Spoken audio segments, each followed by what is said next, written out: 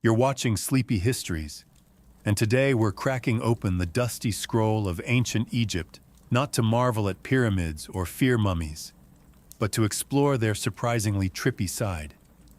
That's right, incense, rituals, and festivals that make your roommate's blackout weekend look like a tea party. Buckle up. So before you get comfortable, take a moment to like the video and subscribe, but only if you genuinely enjoy what I do here. And let me know in the comments where you're tuning in from and what time it is for you. It's always fascinating to see who's joining us from around the world. Now, dim the lights. Maybe turn on a fan for that soft background hum. And let's ease into tonight's journey together. Let's start with the ancient Egyptians' most famous botanical party trick, the blue lotus flower. You've probably seen it in tomb paintings, elegant petals, usually being sniffed by pharaohs or gently waved around at banquets like an ancient version of cheers. But this flower wasn't just ornamental. The Egyptians believed it had sacred properties and mild psychoactive ones. Yes, the blue lotus could get you just a little bit floaty. The method was simple. Take the dried petals and soak them in wine for a while, sometimes days, then drink the infusion at festivals, ceremonies, or presumably, whenever you felt like tuning out the sound of 200 people chanting hymns at top volume. The result was a soft, dreamy euphoria, not enough to make you forget your name, but enough to make pyramid building sound like a fun group project. Now, to be clear, the Egyptians didn't call it getting high. They called it communing with the gods. Blue lotus was strongly associated with rebirth and the sun god Ra, which made it perfect for temple rituals and funerary rites. Holding the flower to one's nose was a symbolic way of inhaling divinity, and, maybe also a great way to take the edge off after a long day of ruling the Nile Valley. It was everywhere in art. Pharaohs are shown holding it. Party guests at banquets are passing it around like a floral peace pipe. And even mummies got decorated with it for the afterlife. The thinking seemed to be, if we're traveling to eternity, let's make sure we're stocked up. Practical. But the blue lotus wasn't just ceremonial. Festivals could get wild. And blue lotus-infused wine made the music louder, the dancing looser, and the hieroglyphic poetry marginally more profound.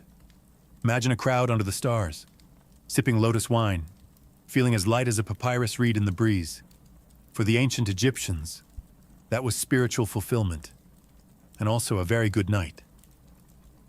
There are religious holidays, and then there's the Feast of Drunkenness, the ancient Egyptian equivalent of saying, let's black out in honor of not dying. Subtle name. No, accurate. Extremely. This annual celebration revolved around the goddess Hathor, who, according to myth, was once sent to punish humanity, but after a bloody spree that would make any disaster movie blush.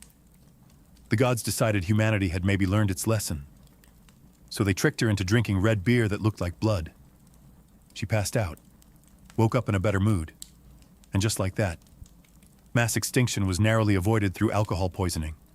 To commemorate this heroic hangover, Egyptians gathered once a year to get thoroughly obliterated. Not metaphorically, not spiritually, literally. The goal was to drink until one entered a divine trance. Which sounds poetic until you remember this often meant collapsing face first into a mud brick courtyard surrounded by strangers yelling praises between hiccups. The ritual began at dawn with music, clapping, and the ceremonial passing of drinks. Priests encouraged revelers to drink as much as your heart desires, which in this context was less of a blessing and more of a dare. Participants banged tambourines, danced in the streets, and reportedly saw the goddess. Although whether that was Hathor or just the side of a clay jug is unclear. But this wasn't just chaos for chaos's sake. Well, mostly not. The idea was to honor the balance between destruction and joy, reminding everyone that even wrathful deities could be pacified with a strong enough brew. Think of it as theology meets keg stand. And importantly, this was sanctioned behavior. There were no awkward conversations the next day about what happened in the sacred grove. Getting drunk was part of the job description. If anything, not passing out was suspicious. Why aren't you spiritually elevated? Kunum Hotep. Do you hate the gods? Modern scholars have described the Feast of Drunkenness as a ritual of renewal. Participants purged their fears, inhibitions, and likely their stomach contents, all in one divinely authorized party. The next day, headaches, regret, possibly a new scar shaped like Anubis, but also spiritual cleansing. Forget everything you know about beer. Ancient Egyptian beer wasn't golden, bubbly, or anything remotely resembling a beverage you'd order at a bar. It was thick, porridge-like, and alarmingly opaque, served with the kind of consistency that would confuse both your bartender and your dentist. Beer, for the Egyptians, was not just a social drink. It was practically a food group, made from partially baked loaves of emmer bread that were soaked in water, mashed, and fermented into a chunky slurry. It resembled a soupy oatmeal more than a refreshing ale. The technical term might be liquid bread, but let's not pretend this wasn't a bowl of carbs in denial. This beer was consumed by everyone: peasants, priests, children, scribes, and anyone else trying to survive in a world where desert heat, crocodiles, and public works projects were daily concerns.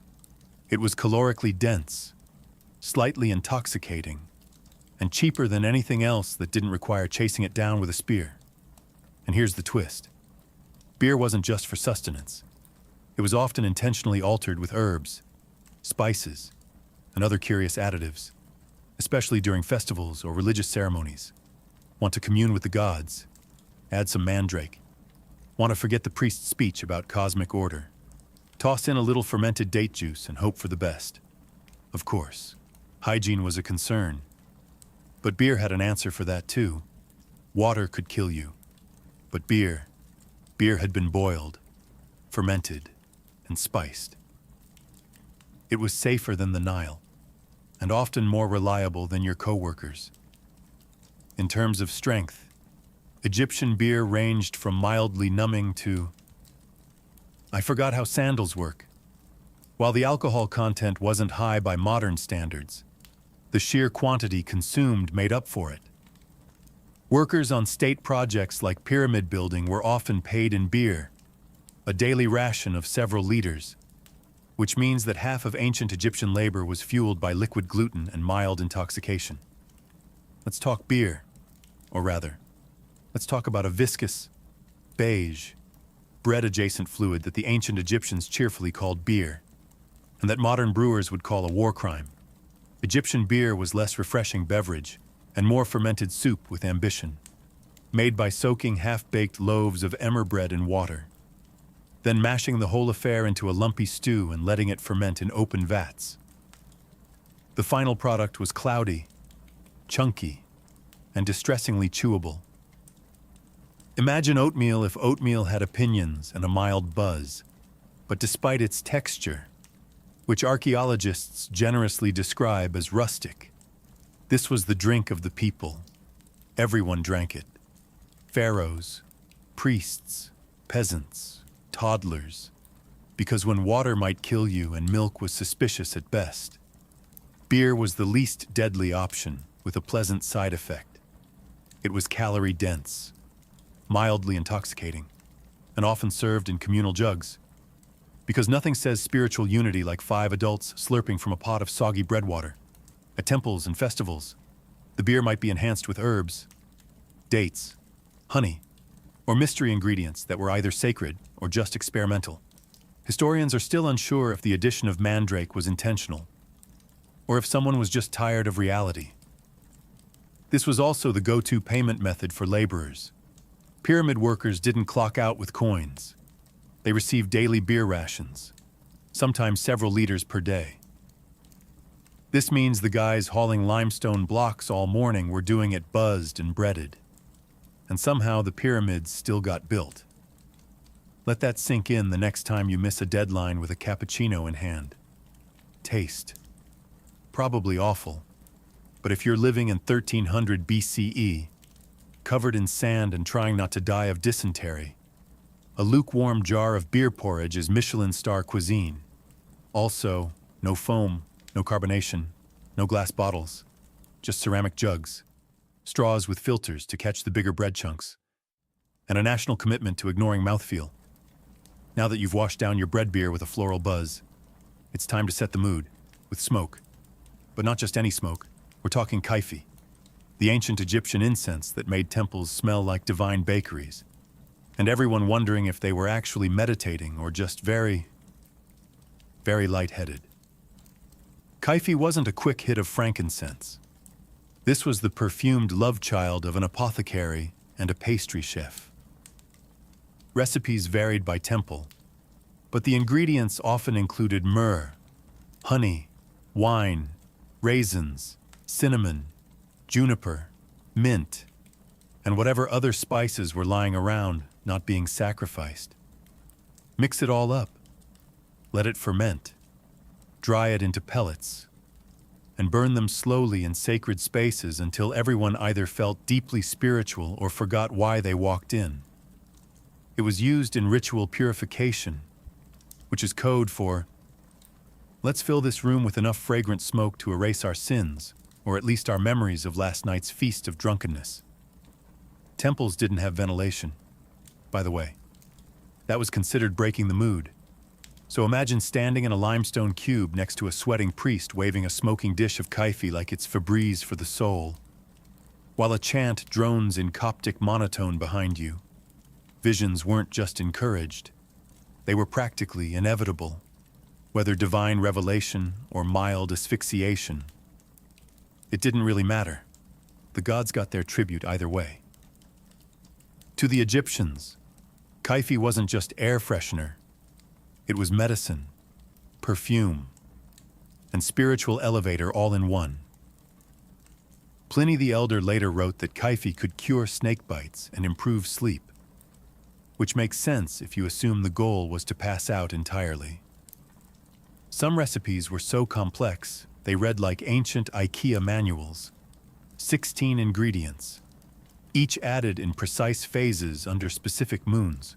Honestly, it's a miracle anything got done.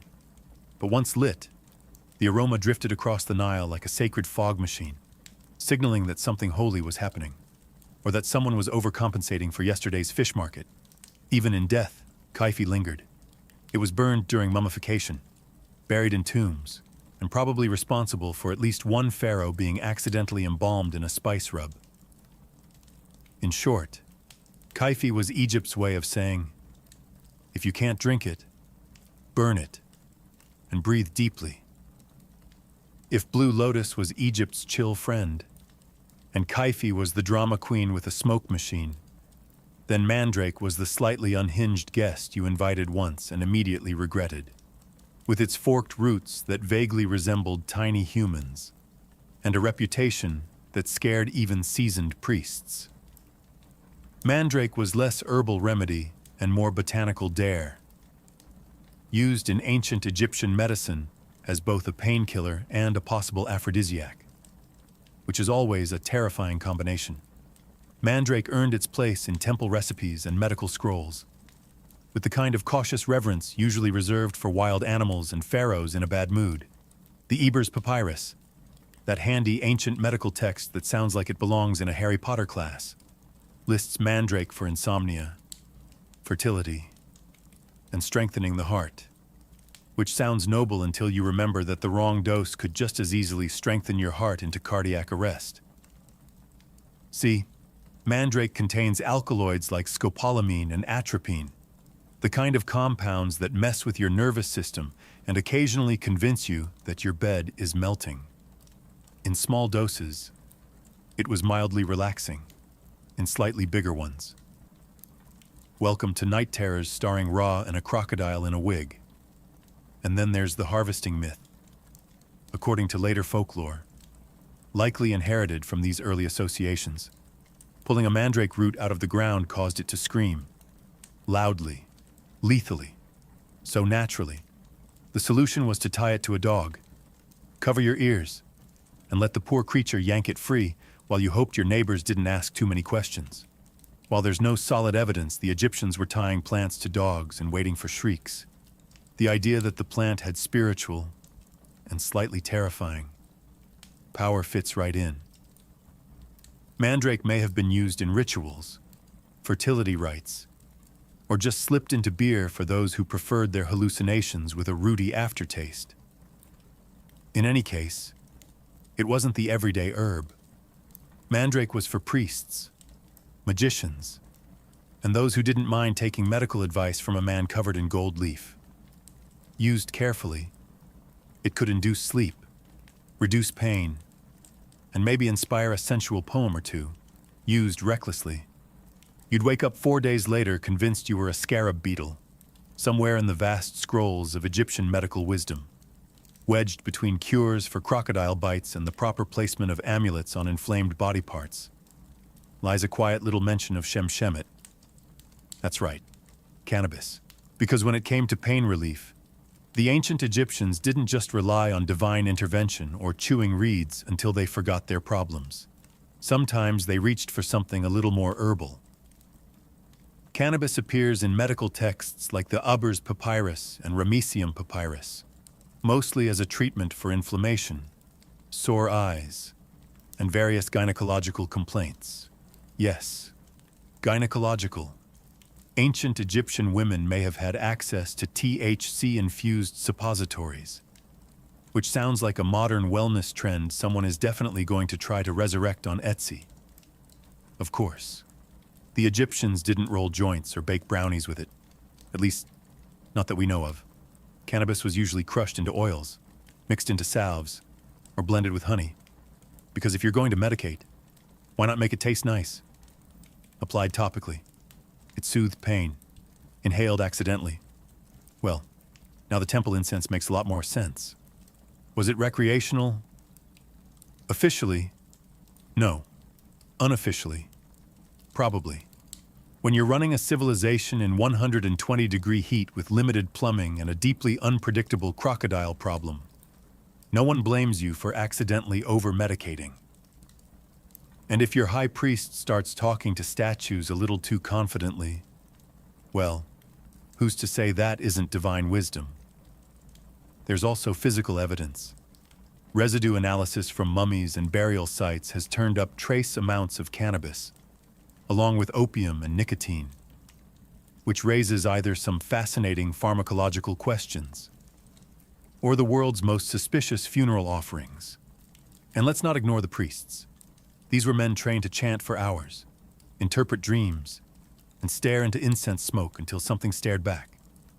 If their rituals involved cannabis, it wasn't for giggles.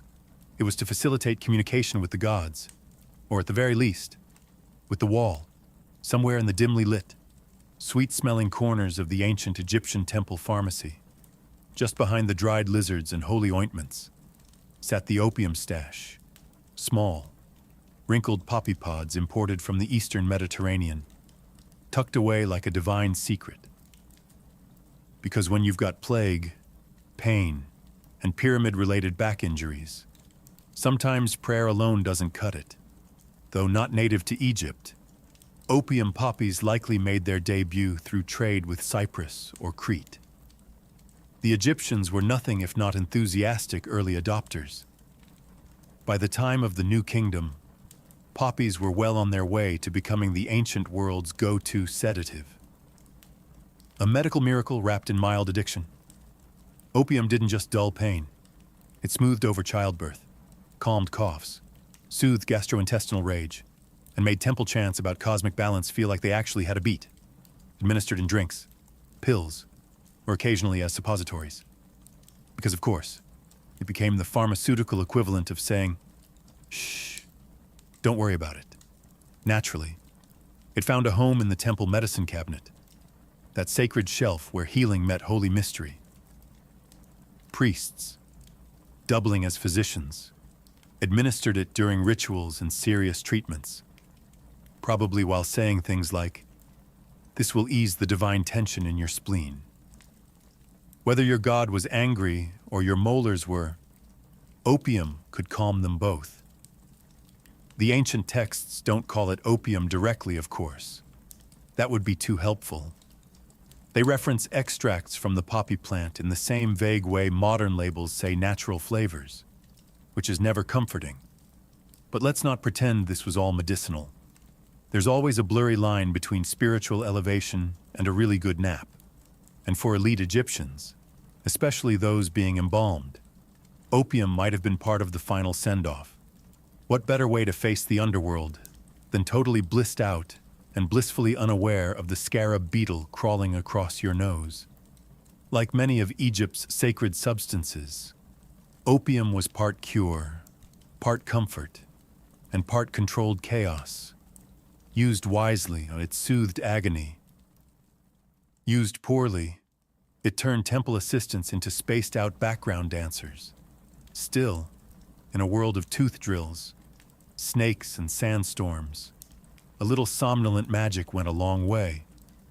Wine in ancient Egypt was a sign of sophistication, a drink of the gods, a toast to Osiris. But don't let the elegant amphorae fool you. This stuff could hit like a chariot accident, especially when it came laced with the ancient equivalent of a little something extra. Wines weren't just fermented grape juice. They were infusions, concoctions, and occasionally mild experiments in altered consciousness. Egyptians flavored their wine with everything from mandrake and blue lotus to myrrh and frankincense, ingredients that sound spiritual until you realize they were probably added for maximum mood enhancement. Religious festivals were the main setting for these potent potables. At the Feast of Drunkenness, for example, participants didn't sip wine to appreciate terroir. They chugged it to achieve metaphysical disconnection. The idea wasn't to be tipsy, it was to teeter between dimensions, possibly while dancing with a priest in a leopard skin. These spiked brews were often described in medical texts as remedies, which is how you know things were getting creative. Got a headache? Try a wine infused with fermented lotus. Saw joints? How about some frankincense infused red, aged 2 weeks in a clay pot? Existential dread. Well, that one needed priestly supervision, and possibly a floor mat. And it wasn't just mortals enjoying this liquid therapy. The gods themselves were believed to appreciate a good spiked offering. Vats of wine were ritually poured out in temples, left as offerings in tombs, and used in ceremonies to help the divine descend into statues, or at least wobble in their general direction. Let's be clear. This wasn't your average table wine. Depending on the additives, these sacred brews could calm nerves, ease pain, or launch a midsummer banquet into full psychedelic mystery cult territory. And because everything was part of a ritual, no one could really question the dosage. If the room spun, it was spiritual. If you passed out in the lotus garden, that was divine communion. For the ancient Egyptians, wine wasn't just a beverage, it was a vehicle, one that could take you to enlightenment, to sleep, or into the arms of a very confused crocodile god. For a civilization obsessed with order, ritual, and geometry, the ancient Egyptians had a surprisingly open mind about trance states. In fact, they encouraged them, just not during accounting. These altered mental states were seen as direct channels to the divine, or at least to some deeply theatrical inner monologue. Possession, divine, not demonic, was often treated as a religious promotion, not a medical emergency. If a temple dancer started convulsing mid-routine, she wasn't rushed out by worried acolytes. She was applauded. Hathor had arrived, apparently, and had strong opinions about tambourine tempo. These trances were often achieved through a time-honored combo of repetitive drumming, rhythmic chanting, smoke inhalation, sleep deprivation, and wine with mysterious floaties in it. The result: sudden bouts of prophecy, dramatic gasping, and the occasional unplanned floor nap. Priests and priestesses alike were trained to host gods like Airbnb guests, welcoming them into their bodies during rituals. This included changes in voice, posture, and a sudden urge to announce cryptic things while staring into a fire. In many temples, it was just another Wednesday. To outsiders, it may have looked like a mass fainting spell. But within the temple, this was how messages from the gods were delivered. Sometimes the gods advised, sometimes they scolded. Sometimes they demanded more cake offerings, which says a lot about ancient theology and ancient appetites. The trance wasn't always voluntary either. There are accounts of the amounts of incense. Whether these were actual divine messages or simply what happens when you inhale 4 hours of Kefi smoke next to a flaming brazier is still debated. Of course, once the trance ended, the possessed party returned to normal, often looking slightly disoriented and very sweaty. The ritual concluded with applause, a sip of sacred wine, and possibly a nap behind a while someone else mopped up the sanctified drool. To modern eyes, divine possession might look like performance art meets heat stroke, but to ancient Egyptians, it was the pinnacle of religious experience. The moment when the divine broke through the sandstone barrier of reality to drop a few cryptic life tips. You'd think death would be enough to stop someone from getting invited to a party, not in ancient Egypt. The line between the living and the dead was more of a soft suggestion, like, don't swim after eating, or maybe don't chisel hieroglyphs drunk. Egyptians didn't just respect the dead, they actively included them in social plans. This wasn't metaphorical. Families visited tombs during festivals like the beautiful Feast of the Valley, lugging baskets of food, jugs of beer, and the general vibe of a tailgate party. If the tailgate was parked in a necropolis, they'd sit outside the tomb, eat, drink, and commune with the deceased, which usually meant talking to the wall and hoping grandma appreciated the pickled fish. Many tombs had false doors, carved portals through which the dead could receive offerings. Whether this meant spiritually or just enjoying the smell from the other side is unclear. Either way, ancient Egyptians believed the dead could still enjoy food, drink, music, and a decent bit of gossip. So naturally, they threw them parties. Music was played, incense was burned, libations were poured. Sometimes the living got drunk enough to cry, confess secrets, or accidentally sit on sacred offerings. It was like a family reunion, only with fewer arguments and slightly more embalming fluid. These gatherings weren't just acts of remembrance. They were also mutually beneficial transactions. The living fed the dead. The dead, in theory, blessed the living in return. Good crops, protection, fewer nightmares involving hippos. Everyone won. Sometimes people even slept overnight in tombs, hoping for dream visions from their departed loved ones, or the occasional unsolicited advice from a former accountant turned ghost. Stop lending money to your brother. The dream might say, and also, the amulets go on the left. To modern sensibilities, this sounds macabre. To the Egyptians, it was completely logical. The afterlife wasn't a goodbye. It was just a new address. And if great Uncle Horemheb wanted to attend the party via divine osmosis through a stone wall, who were they to say no? For all the incense, holy trances, and sanctioned debauchery, ancient Egyptian revelry came with a price, and it usually arrived sometime around sunrise with a pounding headache and the vague memory of yelling at a statue.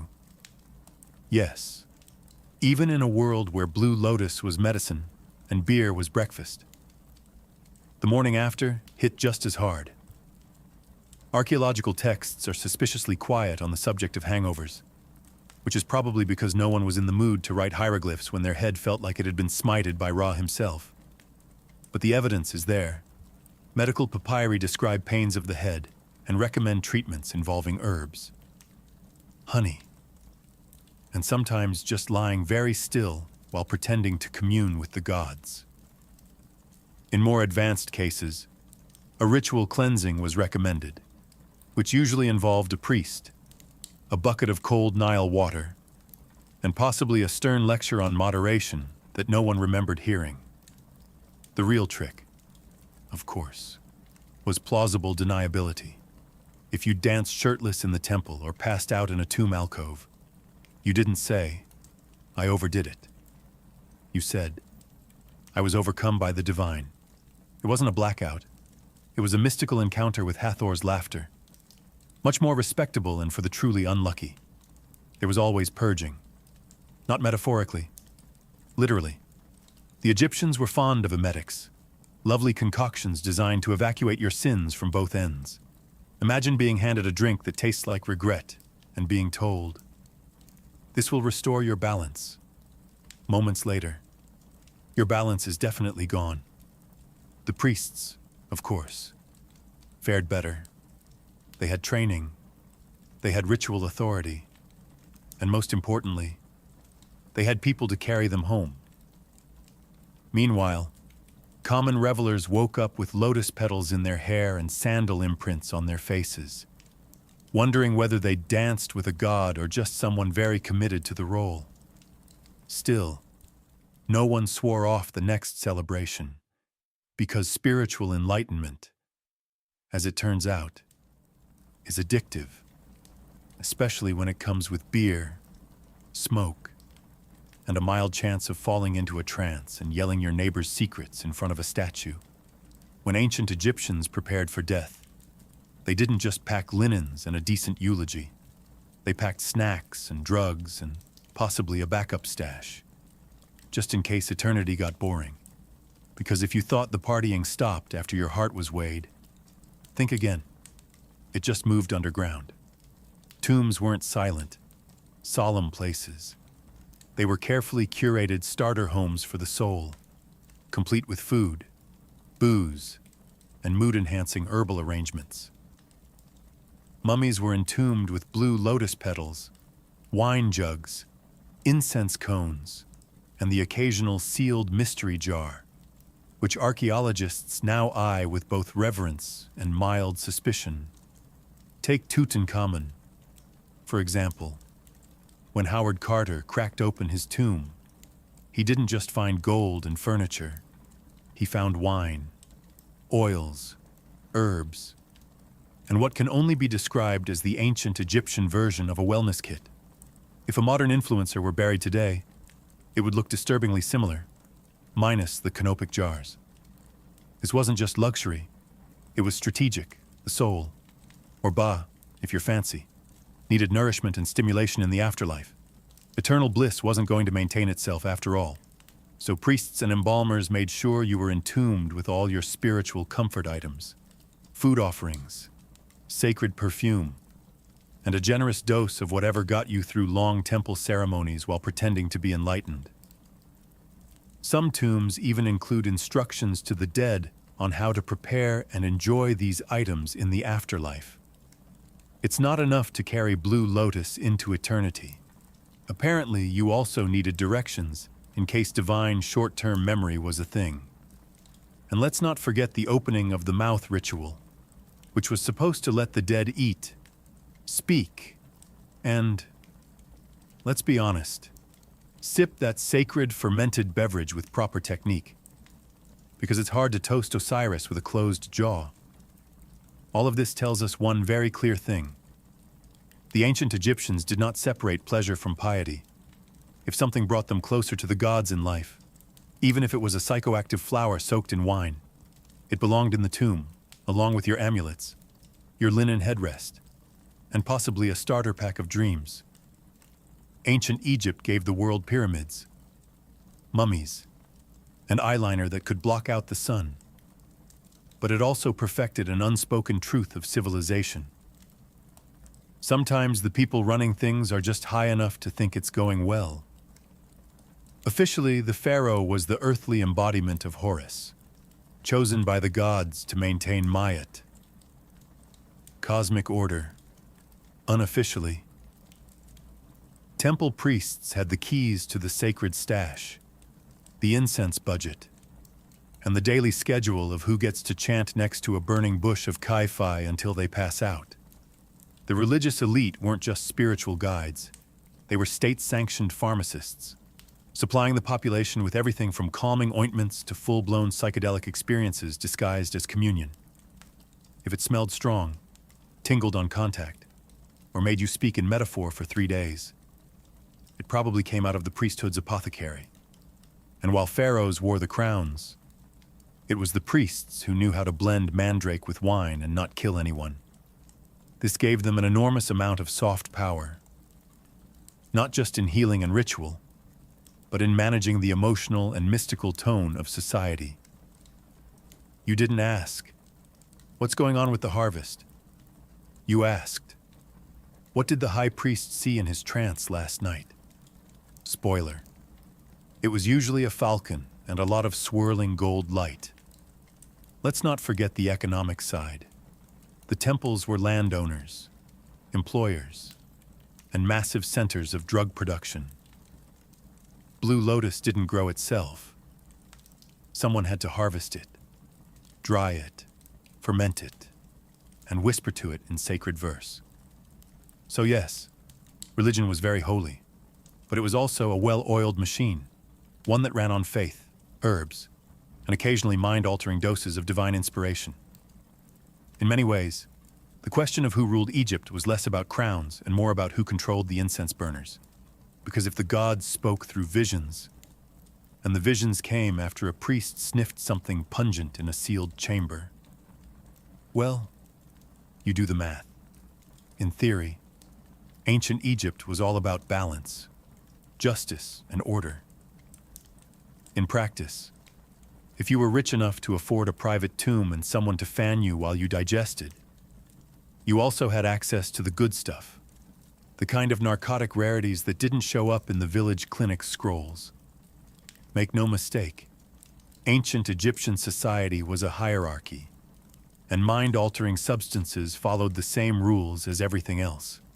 Pharaoh at the top, goat herder at the bottom, and everyone else politely sniffing dried flowers and pretending it was enough, while commoners got barley beer and maybe a whiff of temple incense if they leaned close enough. The elite were bathing in blue lotus oil and sipping spiked pomegranate wine out of gold-rimmed chalices.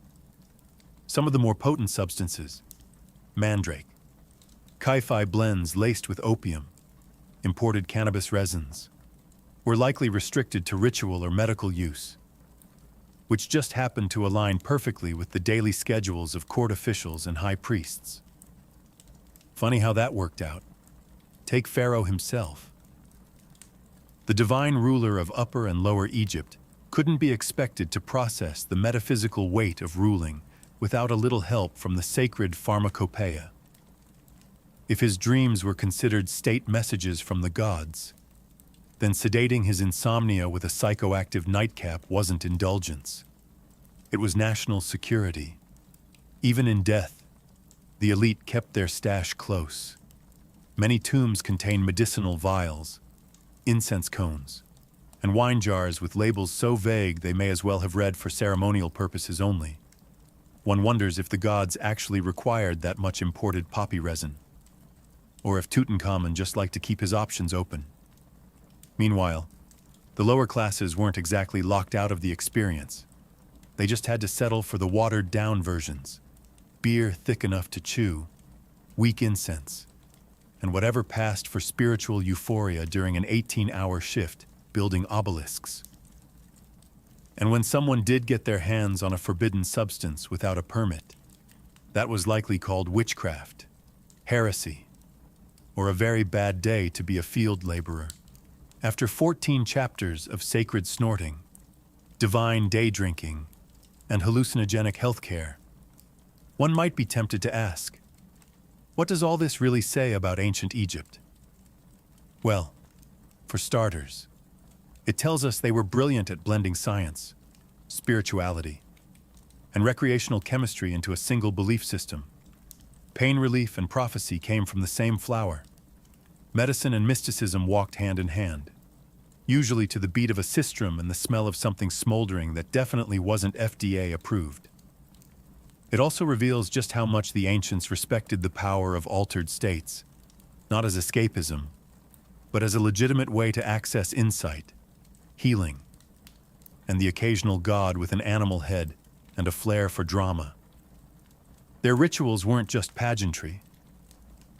They were controlled chemical theater, with incense, chanting, and psychotropic tea for the caste, and the strict gatekeeping of sacred substances. That's just the ancient version of putting wellness behind a paywall. The elite had their blue lotus spas and imported opium. Everyone else got lukewarm beer and an eye infection. Divine enlightenment was available, but only if you could afford the luxury tomb package with optional afterlife minibar. But perhaps the most revealing takeaway is this. Humans have always wanted to feel more, see more, and know more, especially if it involves lying down in a temple and not doing chores. The ancient Egyptians weren't that different from modern humans meditating with essential oils or arguing about microdosing on podcasts. They just wore more eyeliner and took their hallucinations more seriously. So what does this mean for us?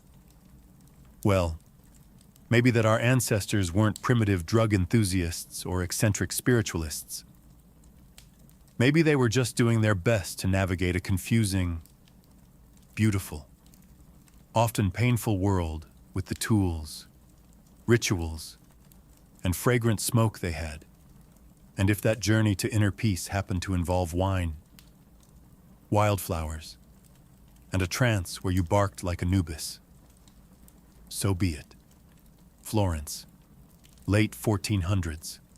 The air was thick with incense, sweat, and the perfume of crushed roses. The city was bursting with art, intellect, and political intrigue, but also a very specific kind of madness, the obsession with beauty, and not just any beauty, Renaissance beauty, the kind that meant looking like a porcelain statue, even if it killed you. Enter Sarasa, a luxurious, silky white face paint made from, you guessed it, lead. Yes, actual lead. Women across Florence, Venice, and beyond smeared this shimmering poison across their cheeks, foreheads, and décolletage to achieve that ultra-pale, ethereal look. Because in a world where tan skin meant laboring under the sun like a peasant, looking like a walking cadaver was the ultimate flex. But this wasn't just a light dusting of powder. No, Sarasa was layered on like Venetian stucco. Some women went so far as to sleep in it, refusing to wash their faces, allowing the toxic compound to literally soak into their skin. The result, a radiant, ghostly glow, right up until the sores appeared. And when they did, they just applied more lead to cover them. You know, like a Renaissance Band-Aid, one that guaranteed the wound would never heal. If the lead didn't get you, the mercury might, used to treat blemishes and fade sunspots. Mercury was another charming element in the Renaissance beauty arsenal. Combine that with arsenic-based tonics and vinegar face baths, and you had a full-blown chemical warfare routine, marketed as elegance. And let's not forget the classism baked into every powdered pore. Noble women wanted their skin to look untouched by sunlight or hardship. So the paler, the better, even if it made them anemic, delirious, or eventually dead. Looking divine came at a divine cost. But perhaps the most ironic part, the women who could afford all this toxic luxury also had access to imported perfumes from the Orient, rosewater distillations, and camphor-laced tonics. They literally smelled like angels while their skin peeled off in sheets. If you had a functioning pair of eyebrows in Renaissance Florence, you clearly weren't trying hard enough. In the never-ending quest to resemble a Botticelli painting, or a particularly fashionable egg, Renaissance women plucked their hairlines and eyebrows into oblivion. A high, rounded forehead was considered the epitome of beauty. The higher your forehead, the more noble and intelligent you appeared. So women willingly yanked out rows of hair from their brows and along their hairline with tweezers, rough cloth, or even seashells. This wasn't a one-time affair. It was routine maintenance, a weekly ritual of pain and precision. For stubborn hairs, women rubbed in concoctions made from walnut oil or cat dung. Yes, cat dung, to thin the regrowth.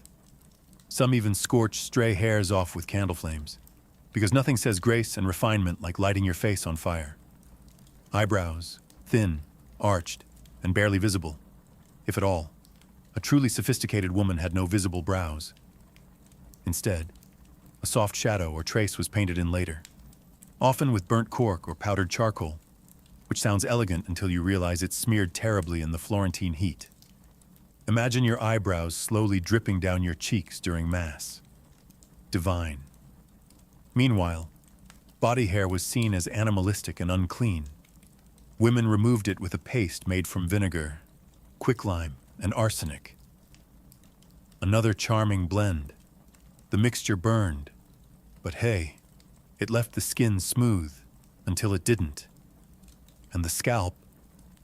Hair was gathered up into tight, rigid styles, often braided and padded with false hair made from wool, horsehair, or someone else's actual hair. Sometimes hairpieces were soaked in lye and bleached to match the fashionable golden hue of the season. If it didn't match, no worries. Just wear a cap over it and pretend it did. Renaissance problem solving at its finest. The irony, all this hair removal and sculpting was done without mirrors. That's right. Mirrors were rare and expensive. Most women styled themselves by feel, with help from servants. So your maid better have steady hands and zero passive aggression. One wrong move and your widow's peak becomes a monk's tonsure. Renaissance beauty was less about natural charm and more about strategic subtraction. Remove the brows, remove the hairline, remove common sense, all in the name of elegance. Once the face had been thoroughly powdered, plucked, and poisoned, it was time to move on to the body. Specifically, squeezing it into shapes the human ribcage had no business aspiring to. Enter the Renaissance corset, equal parts fashion statement and orthopedic trauma. Renaissance corsets weren't quite the wasp-waisted death traps of later centuries, but they still meant business. Known as stays or bodies, these early versions were designed to flatten the torso, not cinch it. The goal was to create a smooth, rigid canvas that emphasized the bust and elongated the silhouette. Because what's sexier than looking like a very elegant plank? The stiffening materials. Whalebone if you were rich, reeds or pasteboard if you weren't. All of it sewn into linen and laced tightly across the back. Getting into one required assistance, determination, and a surprising tolerance for losing peripheral vision. A fully dressed noblewoman was essentially an armored artichoke, layered, spiked, and strangely delicate. And corsets weren't just about looks. They were moral statements. A straight, upright posture indicated inner virtue. Slouching, on the other hand, suggested moral laxity and possibly demonic possession. So if you were a well-bred lady, you stood straight, walked stiffly, and breathed in short, shallow gasps. Bonus points if you fainted gracefully in public. That just meant you were doing it right. Underneath, linen chemises helped absorb sweat. Because newsflash, Florence in summer was not a place for heavy fabrics and no airflow. But elegance came first. Comfort came never. And yet, despite the discomfort, corsets had one major benefit. They held everything in place. Unlike modern bras that pretend to offer support while staging a quiet rebellion by noon, Renaissance stays offered the kind of structural reinforcement usually reserved for bridges. You could run, dance, or survive a fainting spell without anything shifting an inch.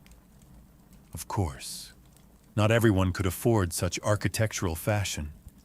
Working-class women went without stays, favoring looser bodices and more breathable materials. But among the elite, Corsets were essential. You weren't fully dressed without one, just tragically undone. The worst part, you had to eat while wearing one. Which brings us to the next Renaissance fashion paradox: feasting like royalty, while trying not to split a seam or collapse from restricted airflow. In Renaissance Italy, beauty wasn't just skin deep, it extended all the way to the dinner table, where fashion and food had an uneasy relationship. On the one hand, noble women were expected to attend lavish banquets and engage in the social theater of feasting. On the other hand, they had to do it while squeezed into a corset so tight. Their internal organs were basically roommates. Meals were grand affairs. Tables groaned under the weight of roasted peacock, marzipan sculptures, and gilded fruit. But for upper-class women, actually eating was a delicate performance. You could nibble, you could sip, but you absolutely could not unhinge your jaw and go to town on a goose leg. That would have been barbaric, and potentially dangerous given the boning in your bodice. Instead, you were expected to take dainty bites, keep your back straight, and smile through the growing pressure in your ribs. Sometimes the act of sitting upright for hours and pretending to enjoy cold eel pie was enough to trigger a fainting spell, which, frankly, only added to the aesthetic. Pale, breathless, and collapsing into the arms of a handsome courtier. Très chic. Of course, this polite self-starvation had limits. Many noble women were secretly ravenous by the time they reached their private chambers, where they could finally remove the corset and devour a hidden stash of sweet meats or leftover cheese. Yes, even Renaissance beauty queens had midnight snacks. They just couldn't admit it, and there were rules even for those.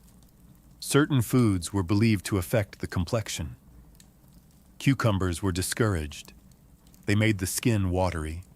Wine was encouraged. It flushed the cheeks with color. Some ladies even drank vinegar tonics to stay trim, because nothing says high fashion like ruining your gut lining. There was also the matter of digestion. In a corset, your stomach had nowhere to go. Women had to pace their eating carefully, or risk indigestion, bloating, or, God forbid, a very unladylike burp. The horror. So while men got to recline, drink heavily, and argue about Dante, women mastered the art of elegant restraint, eating just enough to seem sociable, but never enough to ruin the line of their gown. Once the face was painted, the hair plucked, the corset tightened, and the food politely nibbled, it was time to smell expensive. In Renaissance Florence, your scent wasn't just a finishing touch. It was a social weapon. A noble woman's fragrance was as carefully curated as her lineage. And failing to smell like imported luxury was basically a scandal. The Renaissance nose had standards. Common folk might reek of garlic, goat, and existential dread. But the elite, they wafted through salons and basilicas, trailing clouds of rosewater, musk, ambergris, and exotic spices. If you walked past a duchess and didn't feel mildly intoxicated by her scent, she wasn't trying hard enough. Perfume was big business. Italy, especially Venice, was the European hub for distillation. But the most coveted ingredients came from farther afield: frankincense from Arabia, myrrh from Ethiopia, cinnamon from Ceylon, and ambergris, a waxy, oddly pleasant-smelling substance from the intestines of sperm whales. It was outrageously expensive and wildly fashionable. Basically the Renaissance equivalent of dabbing yourself with designer whale barf. These perfumes weren't just for pulse points. They were soaked into gloves, stitched into dress linings, and sprayed onto handkerchiefs that ladies would flutter dramatically whenever someone less hygienic came too close. Which was often. Streets were filthy. People bathed irregularly. Perfume wasn't a luxury. It was armor. And for the ambitious beauty, scent layering was essential. First came the scented bath, usually a rinse of rosewater or camphor, then a dusting of crushed violet petals, followed by an oil rubbed into the temples or wrists, and finally, a heavy mist of whatever concoction your apothecary swore would make men weep and rivals faint. Some even wore pomanders, delicate perforated orbs filled with aromatic herbs around the neck or waist. Others dangled them from their belts like olfactory warning bells. Approach with caution. I smell of cinnamon and judgment. But these potions weren't always benign. Some perfumes contained turpentine or tinctures so strong they could trigger headaches, nausea, or fainting. One wrong blend, and you went from seductive to insufferable. Still, the right fragrance could open doors, or at least noses. A woman who smelled divine had power to entrance, distract, or just to survive a crowd of unwashed poets. If Renaissance beauty was a battlefield, then fashion was the armor, and Florence was its glittering war zone. The fabric you wore didn't just say something about you. It screamed. It sang. It flounced down the street declaring your family's wealth, your husband's rank, and whether or not you had any shame in bankrupting him for a sleeve. Velvet was the crown jewel, imported, dyed, and woven with the kind of care usually reserved for saints' relics.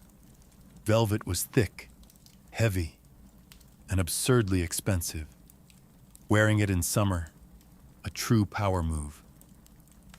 You were hot, yes, but you were important. Then came brocade. Not content with mere color, brocade brought patterns into the picture. Lions, vines, even entire religious scenes woven in gold thread. And we're not talking about subtle accents. These were gowns that could double as altarpieces. The more intricate the design, the more time and money it took, which meant the more smugly you could nod at other women's inferior sleeves. Sleeves, by the way, were detachable, a practical feature turned competitive sport. Wealthy women owned entire wardrobes of sleeves to mix and match, flaunting them like today's designer handbags, embroidered, puffed, slashed, pearl-encrusted. Some sleeves were so elaborate they needed their own storage system, and occasionally their own servants. Colors were coded too. Deep blues and crimsons were made with rare dyes like lapis lazuli and cochineal. Pigments so expensive, they were locked away like treasure. Only the rich could afford these hues, and sumptuary laws in places like Florence tried and failed to restrict certain colors to the nobility. But laws are boring. Dresses were not. Even the underlayers were ornate. Chemises were trimmed with lace.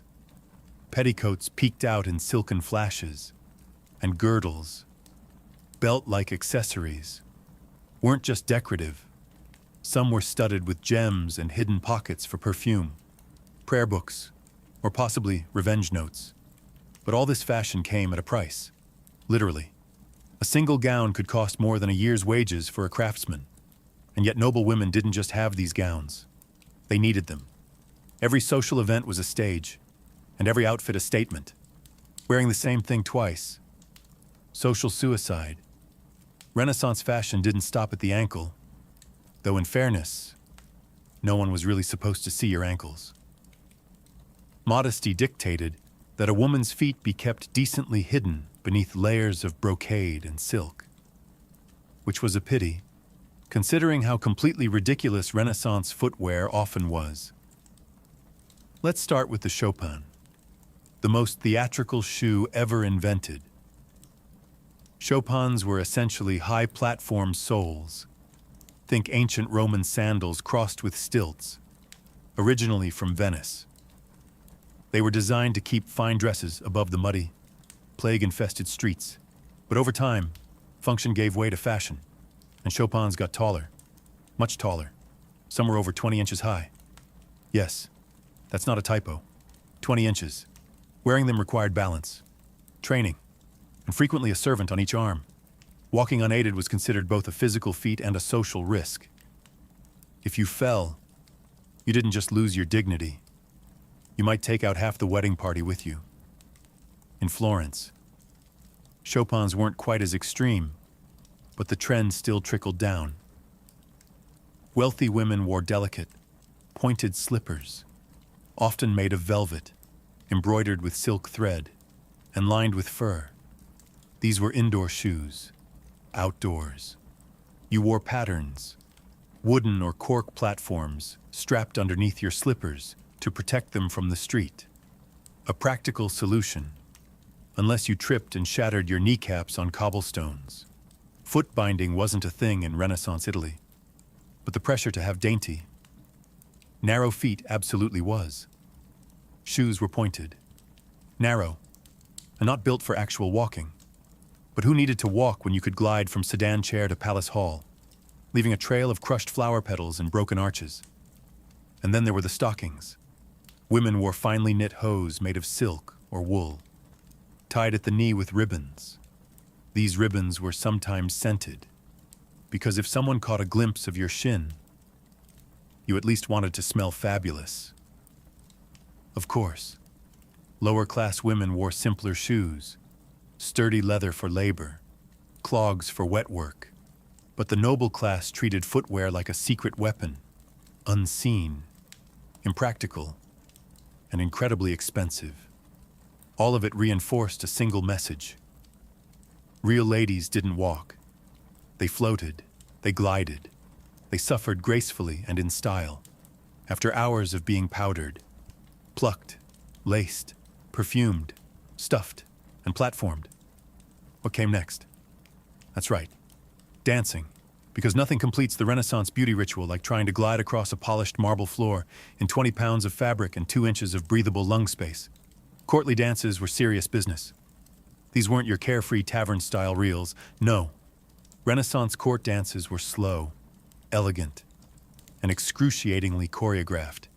Every step was rehearsed, every movement symbolic. The wrong foot placement could imply social ineptitude, a misstep, scandalous. You might as well shout, "I own nothing in lapis lazuli," and run barefoot into the Arno. For noble women, dancing was a test of composure. The most popular forms, like the pavane or the galliard, required gliding in precise patterns, keeping your gaze modest, and never, under any circumstance, breathing through your mouth. That was considered undignified, which is unfortunate, because corsets did not allow for deep breaths. Every galliard lep was a calculated gamble against passing out cold. And yet, it was crucial. A woman's grace on the dance floor was as vital to her reputation as her dowry. Parents hired dance tutors the way modern influencers hire lighting designers. You learned how to turn, how to bow, how to fan yourself just enough to be mysterious, but not so much that you looked sweaty. The goal was to radiate effortless control, even as your shoes blistered and your ribs whimpered. There was also the matter of social strategy. Dancing offered rare opportunities to interact briefly with eligible men. Gloved hands touched for a moment. Eyes met during a bow. Perfumes mingled. It was flirtation with footnotes. But say too much, move too boldly, or, heaven forbid, laugh. You risked ruining your entire aesthetic of pious elegance. Meanwhile, the background noise of every court event was a choir of judgment. Other women critiqued your gown, your hairstyle, your posture. Servants whispered, tutors fretted, and all the while, you had to maintain the illusion that none of it mattered. But it did. A clumsy turn or an off-rhythm curtsy could haunt you for weeks. So you danced. You smiled. You endured. And when the music finally stopped, you excused yourself to repowder your sweat-streaked sarosa before round 2. The guests had departed. The candles had melted into waxy puddles. And the Renaissance noblewoman, divine, dazzling, and delicately dying inside, finally made it back to her chambers. But sleep, not yet. First came the Renaissance version of the night routine. Spoiler alert. It was less self-care and more controlled deterioration. Step 1, the unmasking. Out came the linen cloths, rose water, and raw egg whites. The lead-based sarosa had to be gently removed. Not because it was delicate, but because scrubbing too hard would take skin with it. Many women used a mix of almond oil and vinegar to lift the layers, hoping their complexion underneath wasn't too ravaged. Spoiler, it usually was. Then came the hair, or what was left of it. Carefully, the pins and fake braids were uncoiled. Any adhesive used to keep forehead wigs in place had to be dissolved with herbal tonics. Ladies hoped the cat dung and quicklime they used for hair removal earlier in the week hadn't left bald patches. No pressure. Next, the corset unlacing. A spiritual experience. One that usually involved gasping, groaning, and possibly an audible crunch as ribs regained their original shape. Women could finally breathe, not deeply, but enough to sigh in relief and maybe whisper, "Never again for the 100th time." The feet were peeled out of slippers, revealing the crushed remains of what used to be toes. If you were lucky, your servant brought a basin of warm water with lavender or rosemary to soak them. If not, you just stared at your feet and wondered if you'd ever feel joy again. Finally, you were rubbed down with sweet oils, or, if you were particularly devout or paranoid, an alchemical tonic promising to preserve your youth. Never mind that it smelled like old copper and probably contained powdered beetles. Beauty is pain, also possibly pestilence. And then, at last, the candle was blown out, not with a huff, still too improper, but a delicate puff, like you were apologizing to the flame. You lay back, hairline 2 inches farther back than it was last year, skin slightly more ghostly than the day before, lungs recovering from corset trauma. But tomorrow, you'd do it all again, because in Renaissance Florence, beauty wasn't just a look, it was a lifestyle, a full-time, high-stakes performance with no intermission. And the audience, everyone, before Irizumi became linked to crime syndicates and back-alley parlors. Tattoos in Japan carried a far more complex and layered identity, one deeply rooted in honor, mythology, and labor. Long before the Edo period, Japanese tattoos were used as punitive marks, burned or etched into criminals' faces and arms to permanently brand them as outcasts. But by the 1600s, these crude symbols had evolved into something far more intricate, something closer to art, devotion, and even spiritual armor. In Edo, Japan, society was rigidly structured. Class divisions were clear. Samurai had swords. Merchants had rules. Everyone else, they had restrictions. The Tokugawa shogunate enforced strict codes on dress and behavior, especially for the lower classes. Ornate robes, luxurious fabrics, and flashy jewelry were reserved for the elite, but human nature always finds a loophole. For the common man, especially laborers, firemen, and gamblers, tattoos became a way to reclaim beauty, status, and identity. If you couldn't wear brocade on the outside, why not wear it on your skin? And so, full-body tattoos flourished underground, hidden beneath plain work clothes, but revealed in bathhouses, festivals, and moments of intimacy. These weren't random designs. They were stories. Sleeves of swirling dragons, bodysuits of phoenixes, koi fish, cherry blossoms, Buddhist deities, and folkloric heroes. Each tattoo carried meaning. A koi swimming upstream symbolized perseverance. A dragon on the back meant power and protection. These motifs weren't chosen on a whim. They were earned, sometimes one painful inch at a time. And the process was brutal. There were no machines, no antiseptic creams. Artists, called harishi, used wooden handles and steel needles to hand-poke ink beneath the skin. The ink was often mixed with charcoal or natural pigments, hammered in using rhythmic strikes. Sessions lasted hours. Full-body suits could take years. But the result, a living mural that turned skin into storytelling. Yet, despite their cultural richness, tattoos remained illegal for much of the Edo period. Authorities viewed them as signs of disorder, deviance, or wastefulness. And so the art of Irezumi thrived in the shadows, respected by some, feared by others, and completely invisible to the ruling elite. In Edo period Japan, where wooden buildings were packed like kindling and open flames lit every lantern, fires were constant and devastating. The samurai might have ruled the land, but when your neighborhood caught fire, it was the fireman, Haikeshi, who saved your life. These weren't firemen as we imagine today. They didn't use hoses or wear flame-retardant suits. Instead, they carried hooks, axes, and raw courage. Their job wasn't to extinguish fires. It was to tear down nearby structures and create fire breaks before the flames could spread. This meant climbing onto burning rooftops and dismantling homes by hand, often while embers rained from the sky. Naturally, these men developed a culture of bravado, toughness, and brotherhood, and central to that culture was tattooing. Full-body tattoos, Irezumi Horomono, became a badge of honor among the Hikeshi. Not only were they stunning displays of strength and endurance, they were deeply symbolic. Dragons for power, tigers for courage, gods and demons for spiritual protection. When a fireman stripped off his uniform to reveal a full suit of swirling ink, it wasn't vanity, it was armor. And the pain, it was part of the point. Sitting for hundreds of hours while needles punctured the skin was a rite of passage. If you could endure that, you could face down an inferno.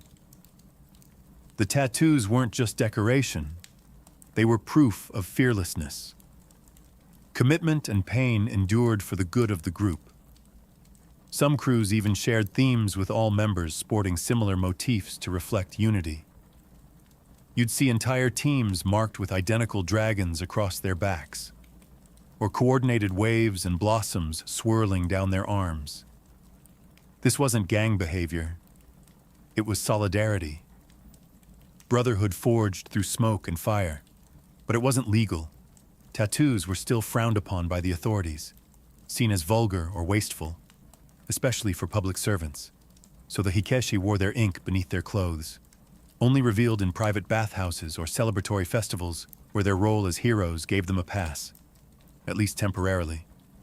Ironically, these same men were admired in their neighborhoods and feared by the elite. Their tattoos were marks of danger to some, of devotion to others. Beyond the fire brigades and labor crews, another group embraced the painful elegance of Irezumi, the gamblers, rogues, and thrill-seekers of Edo's underground. These were the drifters of the ukiyo, the floating world, a term that described both the pleasure quarters and the transient nature of existence itself. And in that fleeting world, tattoos were a language of risk, identity, and rebellion. Many of these men were bakuto, professional gamblers who roamed the country with dice, cards, and an uncanny ability to separate samurai from their stipends. While the bakuto had no formal organization at first, they lived by their own codes of loyalty, honor, and toughness, in a society that relegated them to the fringes. Tattoos became a way to reclaim dignity, to turn a marginal life into one of meaning, one needle prick at a time. Their tattoos were bold, provocative, and unapologetically visible in the right settings. Peonies, fierce warriors, gods of fortune, and snakes slithered across their torsos. These weren't the quiet, contemplative inkings of monks or the civic pride of firemen.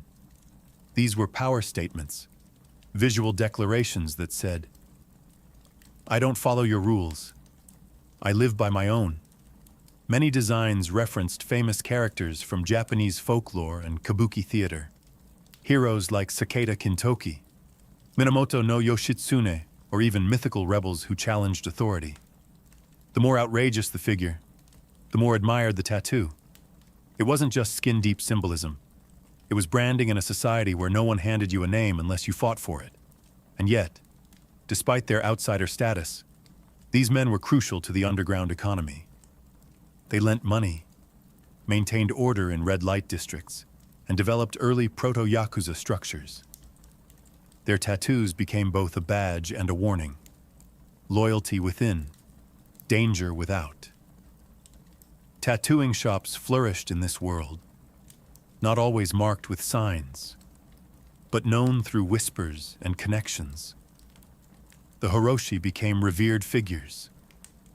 Their work whispered about in bathhouses and behind sake counters. To be inked by a famous master was an honor. To endure the hours of stabbing pain, a show of grit for gamblers and rogues. Irizumi was more than art. It was an identity carved in pain, proudly worn in a world that had no place for them. Though tattooing in Edo Japan is often portrayed as a masculine tradition of laborers, firefighters, and gamblers, women also left their mark, sometimes quite literally, on this hidden world of ink. While rarely documented in official records, female tattoos existed quietly, tenderly, and rebelliously beneath the layers of silk and propriety. In many cases, these tattoos were intimate, romantic, personal. Unlike the large mythological bodysuits of their male counterparts, women's tattoos were often smaller, discreet, and emotionally charged.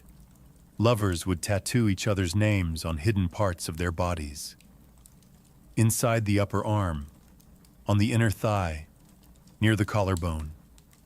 A gesture known as Irizumi Chobun, love tattoos. A popular phrase inked onto women's skin was Inoki Azukemasu, meaning I entrust you with my life. It was more than a vow. It was a declaration of emotional surrender, written in pain. Men sometimes carried similar inscriptions, showing mutual commitment beyond what any formal wedding could offer. This kind of tattooing was especially common among lovers in the ukiyo, the floating world of pleasure districts where courtesans and geisha reigned, among high-ranking courtesans. Tattoos were sometimes a tool of seduction, a small teasing mark, visible only when a robe slipped just right, became part of the mystique. It gave the illusion of intimacy, as if a client was seeing something forbidden. In reality, the tattoo may have been shared with dozens of clients, each believing it was a private secret. In other cases, tattoos signified heartbreak or betrayal. A courtesan might burn or slash a name tattooed on her body after a lover abandoned her, turning passion into scarred testimony. Some even covered these names with new ink, dragons swallowing letters, waves washing away memories. But for women outside the pleasure quarters, tattoos could also be acts of quiet rebellion. Peasant women, fisherwomen, or wives of tattooed men sometimes followed suit, inspired by the artistry or solidarity.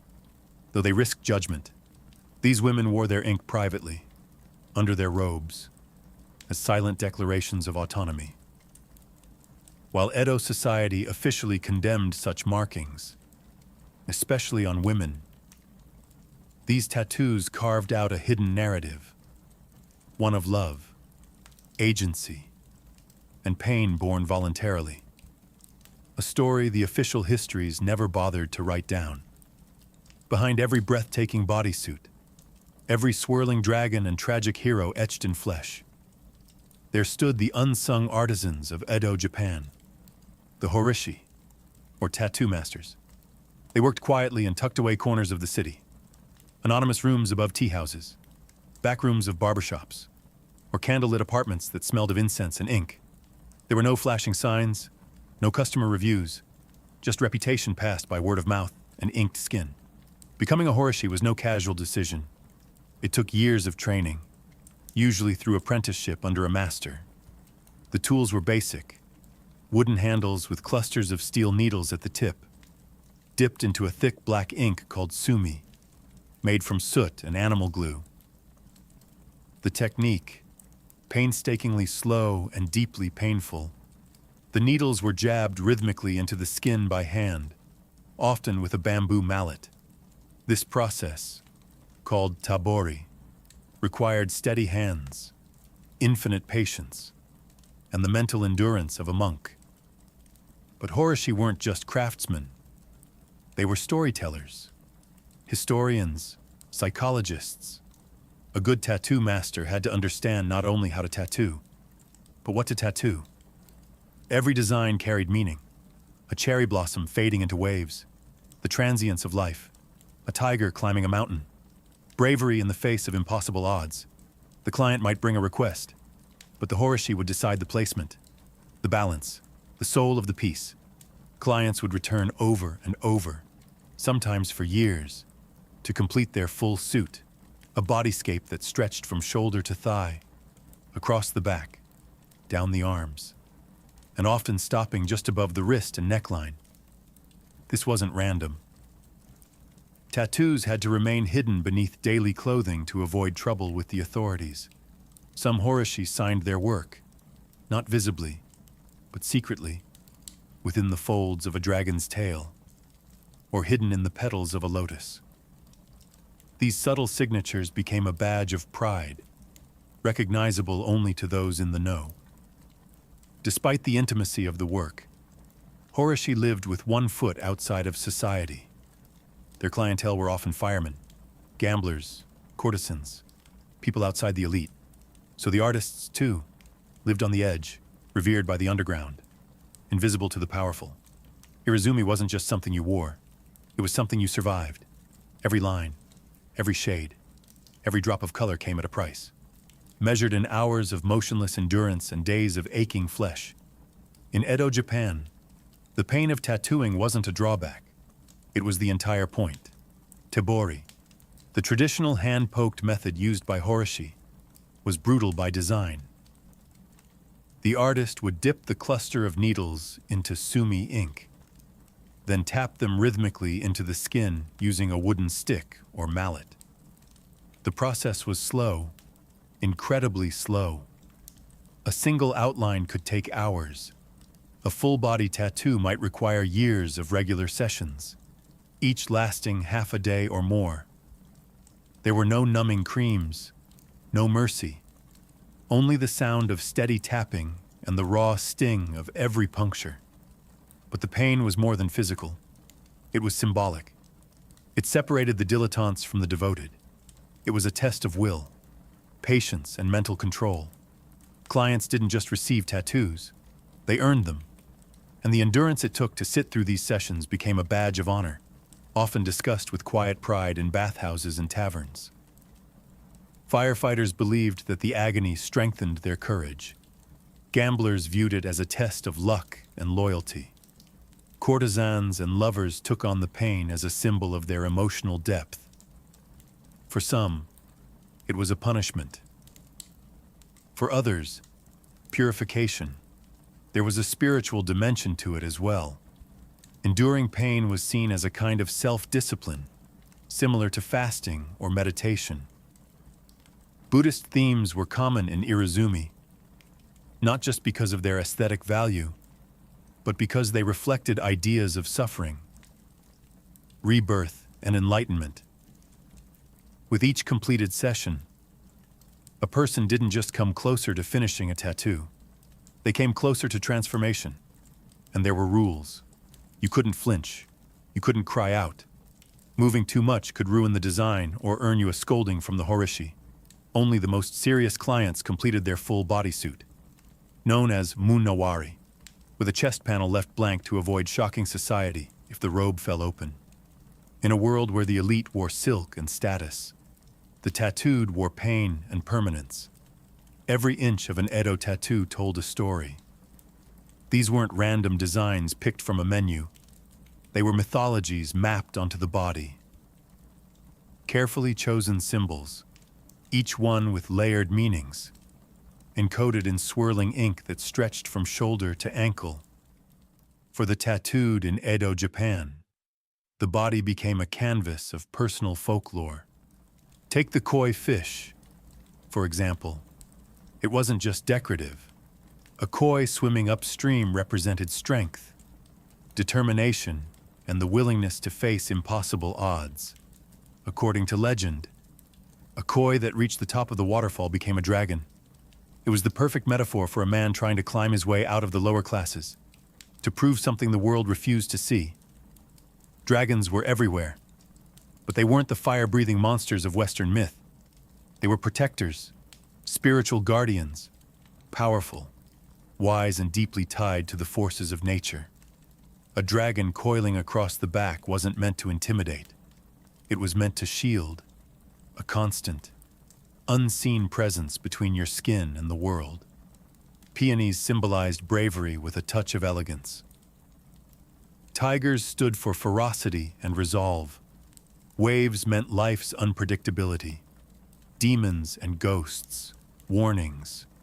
Cautionary tales inked into the flesh as reminders of the dangers lurking in both the physical and spiritual world. Many tattoos depicted full scenes from Chinese and Japanese folklore. Battles, betrayals, divine interventions. Popular subjects included the Suikoden, a Chinese epic about 108 outlaw heroes. These stories resonated with the tattooed class. Rebels, protectors, misfits who didn't quite fit into the samurai ideal, but still lived by a code.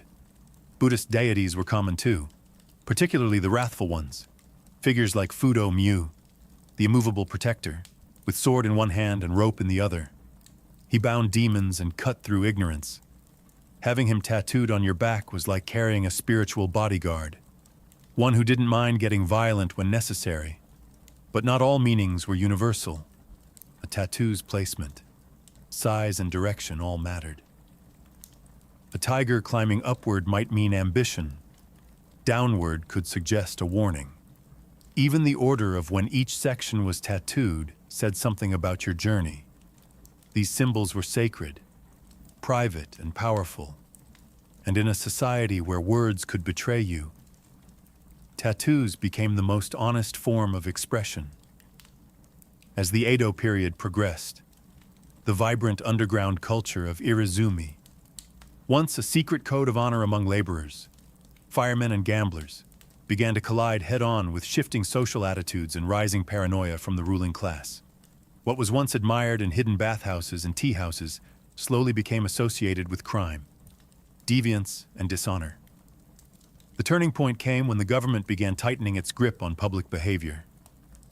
Tattooing, already unofficially frowned upon, started to take on a more dangerous reputation, especially as it became more visible among the bakuto, or gamblers, and other criminal groups who would eventually give rise to the modern yakuza.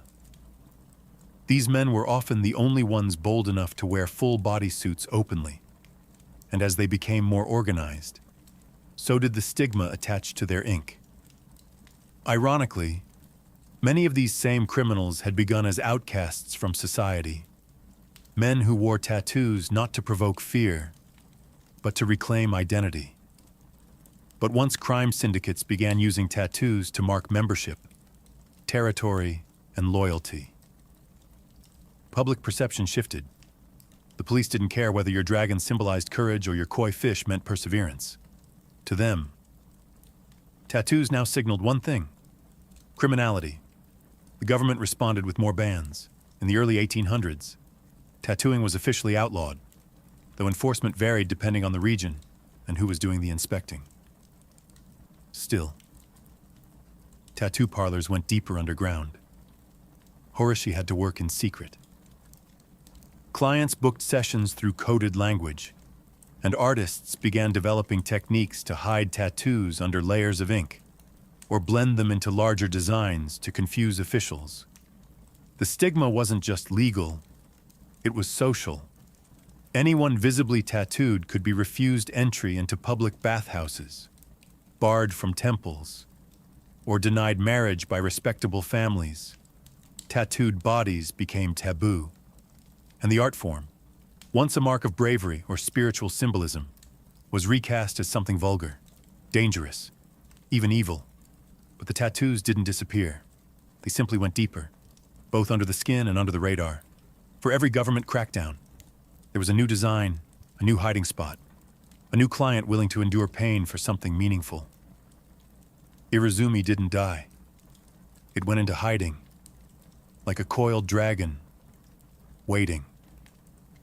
As Japan stepped into the modern age with the Meiji Restoration in 1868, the new government was eager to present the country as civilized, orderly, and most importantly, westernized.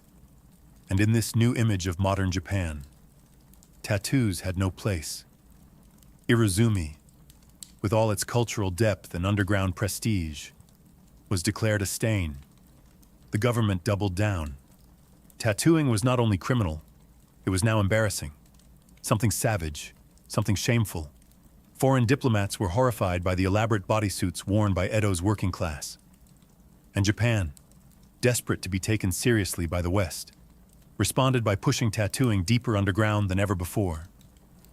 Yet even as it was banned for Japanese citizens, tattooing curiously became a tourist attraction. British and American sailors flocked to Japanese ports and sought out horishi to take home pieces of exotic, oriental body art. Ironically, the very art form Japan sought to bury was being preserved by the very foreigners whose approval they craved. And still, the tradition didn't die. Horishi adapted. They changed their clientele, moved their studios further into secrecy, and kept the tabori method alive. Master-apprentice lineages survived in whispers. The techniques, symbolism, and tools were passed down carefully, often within families or tightly knit artistic circles. In the 20th century, Irezumi became deeply entangled with the Yakuza. The full bodysuit, hidden beneath business suits, became a symbol of loyalty and fear within the underworld. Once again, tattoos were about pain, honor, and secrecy, but this time without the folkloric grace of Edo firemen or mythological koi. The art was still there, but the public had turned away. Even today, the legacy of that stigma lingers, despite modern interest in tattoo culture worldwide. Japan still views tattoos with suspicion. Public baths, gyms, and even some beaches ban tattooed individuals. The fear of criminal association endures, even when the ink is harmless. But times are shifting. Young Japanese artists are reclaiming Irezumi, not as rebellion, but as heritage. Museums are preserving ancient designs. Art lovers and historians are finally acknowledging the craftsmanship. And a new generation is asking, why should we be ashamed of our own skin? In a culture built on layers, of robes, of meaning, of silence, Irezumi remains the most honest expression Japan ever tried to hide. In Renaissance Europe, discussing sex openly was taboo, unless, of course, you were doing it through a thick Latin manuscript wrapped in religious guilt and printed under church supervision. Enter the marriage manual, a strange genre of literature where theologians, monks, and celibate scholars explained how good Christians were supposed to get busy, solely for the purpose of procreation. Naturally, these manuals were less 50 shades and more 46 permissible positions for the glory of God. Titles like De Matrimonio or the Book of the Family disguised what they really were. Deeply detailed guides on when, how, and why married couples could engage in sexual activity, complete with diagrams, calendars, and lists of forbidden days. Spoiler: there were a lot of forbidden days. Sex on Sundays. Sinful. Feast days. Absolutely not. During Lent. God forbid. In fact, there were roughly 180 days a year when marital intimacy was prohibited. Combine that with the fear of damnation and the local priests snooping around, and it's a wonder Renaissance Europe ever managed to reproduce. These guides also gave advice on the proper mindset during intercourse. Joy was suspicious. Passion was risky. Love was fine, as long as it didn't make you too enthusiastic. Women were encouraged to be submissive and silent, and men were warned not to let their desire burn too brightly. Basically, the goal was spiritual union, with just enough physical action to make a baby and nothing else. But despite the dry language, these books were wildly popular, especially among clergy. Some manuals even had sections explaining which sexual positions were natural versus unnatural. Missionary was divine. Anything else was basically flirting with communication. Of course, educated Renaissance readers knew how to read between the lines. These books were some of the only texts that acknowledged sex at all, so people devoured them. Not necessarily for pious reasons. A marriage manual on your shelf was totally acceptable. What you highlighted in it was your business. Ironically, the strict moral codes these books promoted only made people more curious about what lay beyond them. Which is why, right next to the guides, another kind of book began to circulate. Less holy, more illustrated. On the surface, they were scientific marvels, detailed anatomical treatises, often illustrated by respected artists and backed by university scholars. But for anyone with half an imagination and a locked drawer, these books had a certain extracurricular appeal, especially when the female form was involved. The Renaissance saw an explosion of interest in human anatomy, thanks to dissection being legalized in certain regions, and artists like Leonardo da Vinci pushing the boundaries of scientific observation.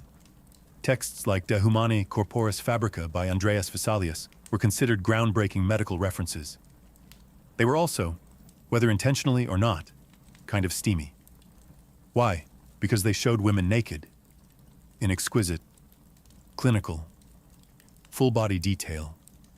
Breasts, hips, genitalia.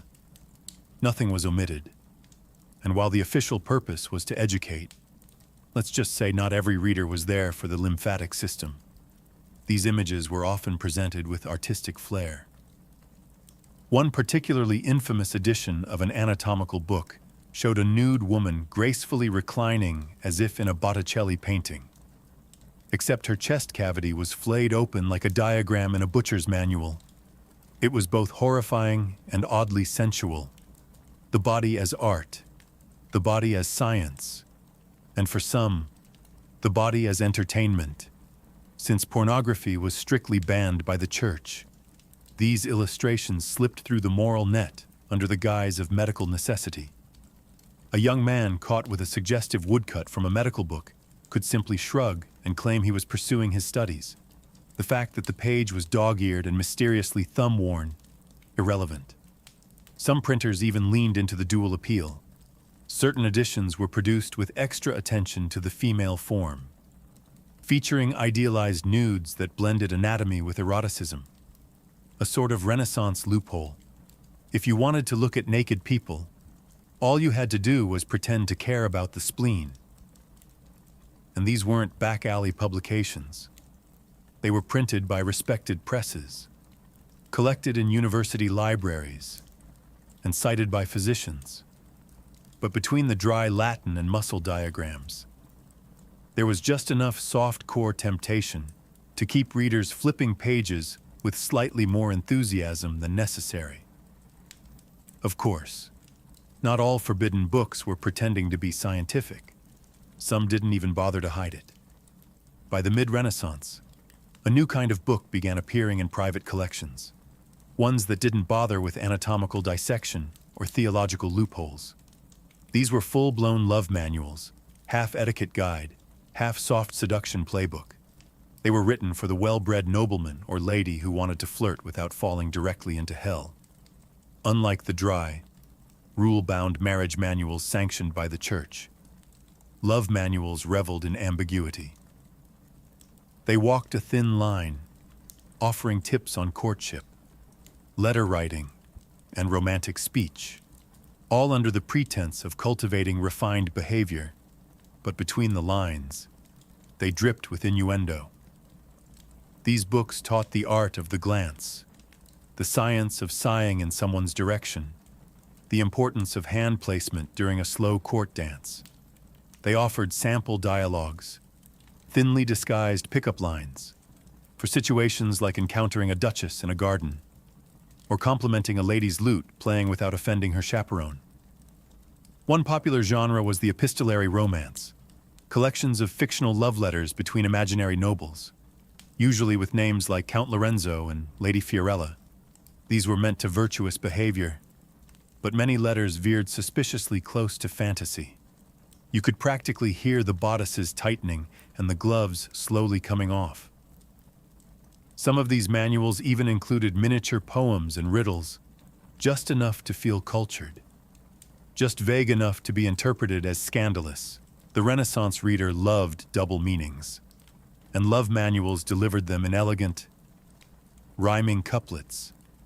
And let's not forget the advice on grooming. One manual suggested men keep their fingernails clean and teeth white, so that a woman, when kissed, feels neither scratched nor offended. Others reminded ladies to maintain fresh breath and avoid onions before a romantic conversation.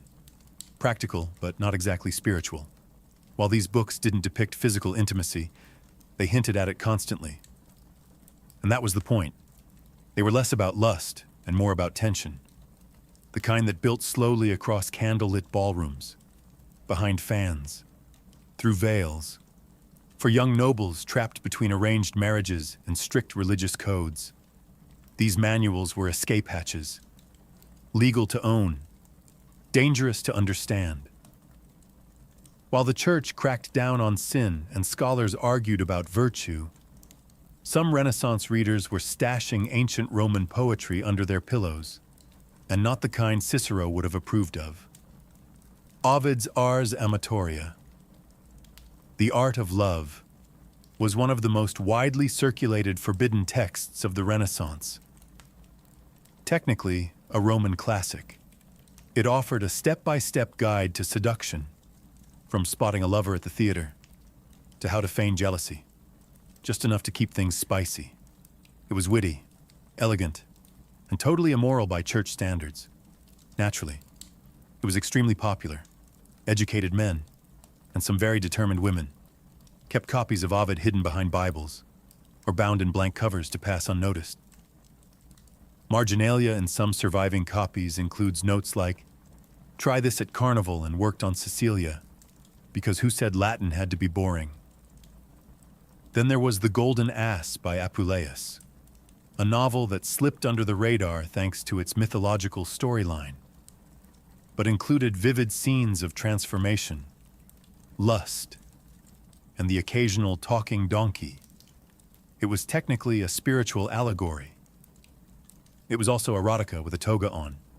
Even more daring were translations of Greek and Arabic love poetry, many of which emphasized sensual pleasure as a path to enlightenment.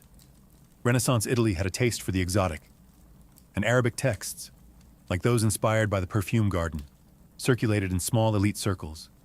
These weren't openly sold, but if you had the right connections and enough gold, a copy might find its way to your study. Booksellers knew how to play the game. Officially, their shops were stocked with theology and grammar. Unofficially, a wink and a discreet coin could earn you access to a locked cabinet labeled Medical Curiosities or Private Readings.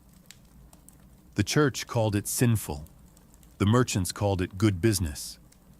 Some nobles even commissioned illuminated manuscripts of these works, decorated with gold leaf, cherubs, and occasionally very detailed illustrations of things cherubs should not be watching. These books weren't just read. They were experienced, passed around at salons, whispered about at masquerades, banned by bishops, quoted by poets. And while everyone pretended they'd only read them for the Latin practice, the truth was obvious. For all the secret reading and scandalous giggling behind lace fans, the Renaissance wasn't a safe haven for literary freedom, especially not when the Inquisition was watching. And in Italy, it always was. By the mid-1500s, the Catholic Church had grown increasingly suspicious of books that could corrupt the soul, which in practice meant anything remotely entertaining. In 1559, Pope Paul IV issued the first official index Librorum Prohibitorum, the Index of Forbidden Books. It was exactly what it sounded like. A hit list of texts deemed too dangerous, heretical, or, God forbid, titillating. The list included everything from Protestant theology to astrology manuals, but buried among them were treatises on love, anatomy, and even poetry. Ovid. Banned. Boccaccio's Decameron. Banned. Anything by Erasmus that even hinted at individual thought. Double banned. The church wasn't just trying to save souls.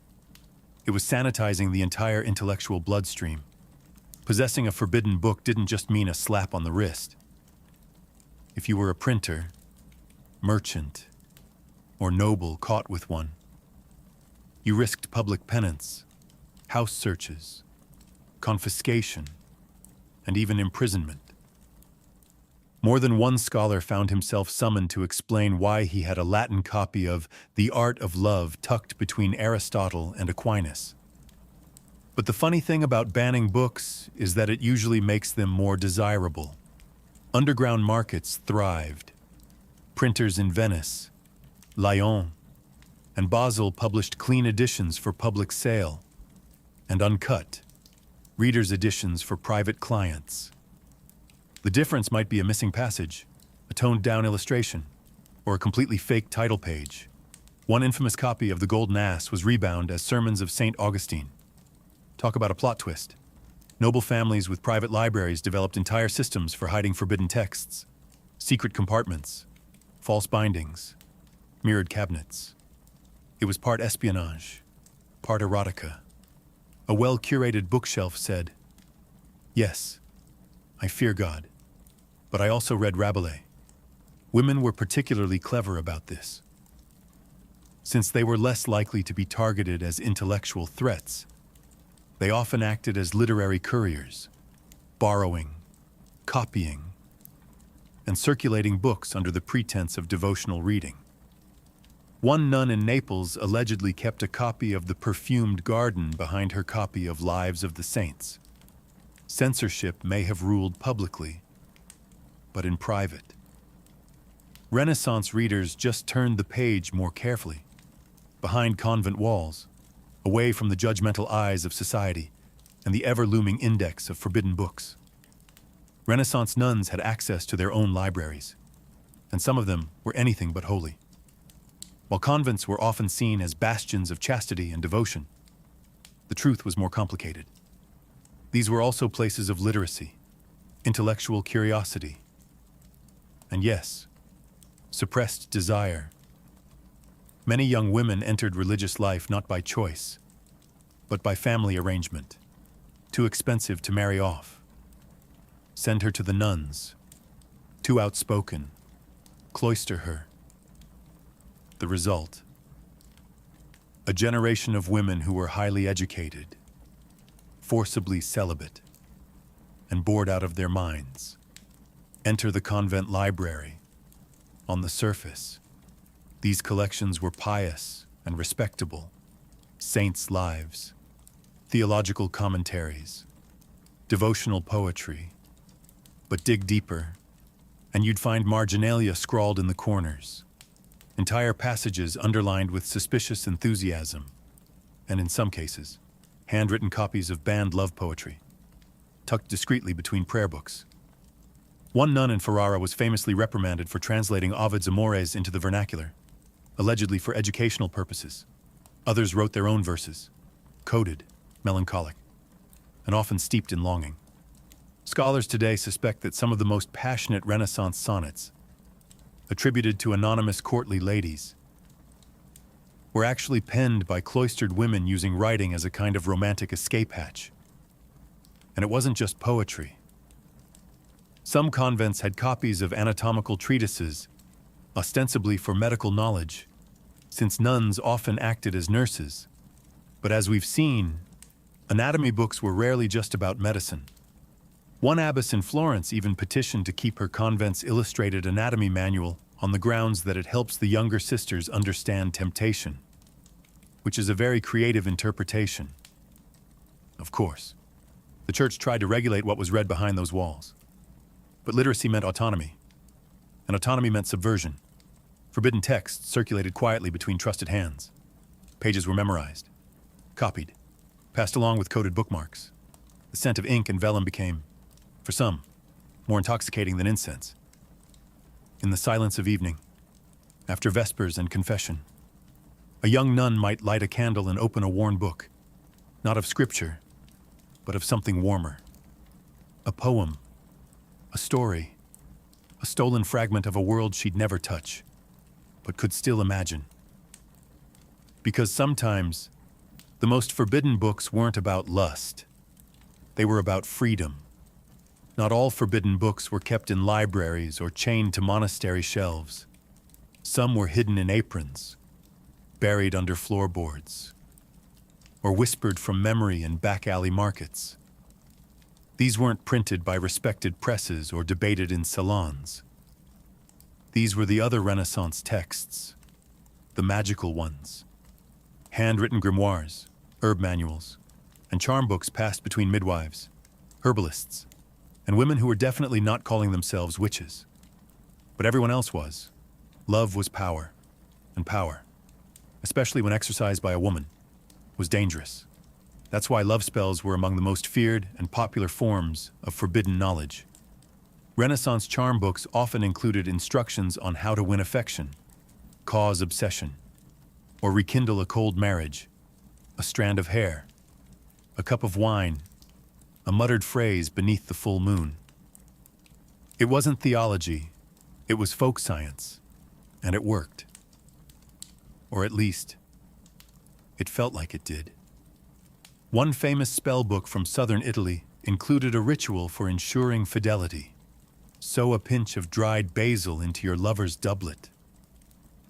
Whisper their name 3 times, and sprinkle rose water on their pillow. If they dreamed of you that night, the magic had taken hold. If they didn't, well, there were stronger measures. Aphrodisiacs were another staple of these underground texts. Recipes blended Renaissance botany with medieval imagination. Cinnamon, anise, ground oysters, mandrake root, sometimes effective, sometimes toxic. One apothecary's manual cheerfully recommended a mixture of honey, wine, and powdered stag antler to awaken the fires of Venus. He failed to mention the violent nosebleeds. Men were curious, but women were the primary readers and keepers of these texts. Many passed recipes and rituals from mother to daughter, especially in rural areas where priests visited infrequently and midwives handled everything from birth to heartbreak. But owning such a book was a gamble. The Inquisition didn't look kindly on women with too much knowledge, and a love spell was just a witch trial waiting to happen. So pages were hidden, burned, or disguised as herbal journals. You could be an herbalist on Tuesday and a heretic by Thursday, depending on what someone saw or imagined. By the late Renaissance, the printing press had changed everything. Books were no longer handcrafted treasures for the elite. They were commodities. And while Gutenberg may have started with Bibles, it wasn't long before printers discovered a far more lucrative market: desire. Venice became the capital of this quiet revolution. It had the perfect mix of wealth, lenient censors, and a healthy appetite for vice, hidden behind religious tracts and scholarly commentaries. Small. Privately circulated books began to appear. Books that weren't coy about their contents. They didn't pretend to be anatomy manuals. They didn't disguise poetry as devotion. These were explicit, illustrated, and ready to shock. One of the most infamous of these was I Modi, translated as The Positions, originally created by engraver Marcantonio Raimondi, with illustrations by Giulio Romano. It depicted 16 scenes of explicit intimacy.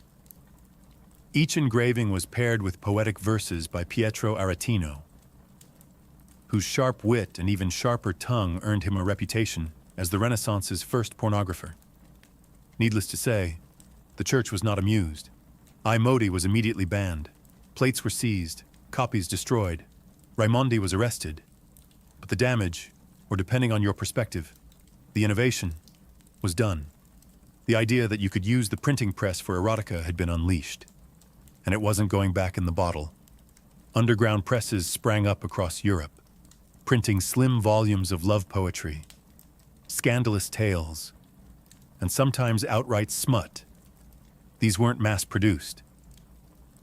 Copies were expensive, meant for wealthy patrons with a taste for the forbidden. Some were even commissioned privately, with content tailored to the buyer's fantasy. Think of it as custom Renaissance fan fiction. Printers developed clever tricks to avoid detection. Fake title pages, false publishing locations, printed in Constantinople, or Latin phrases that made the books look like harmless philosophy. In reality, they were often illustrated with woodcuts or copper engravings that made anatomy textbooks look tame. For the right price, you could have a book that thrilled, amused, or shocked, without ever admitting you owned it. Many nobles kept theirs in cabinets with special keys.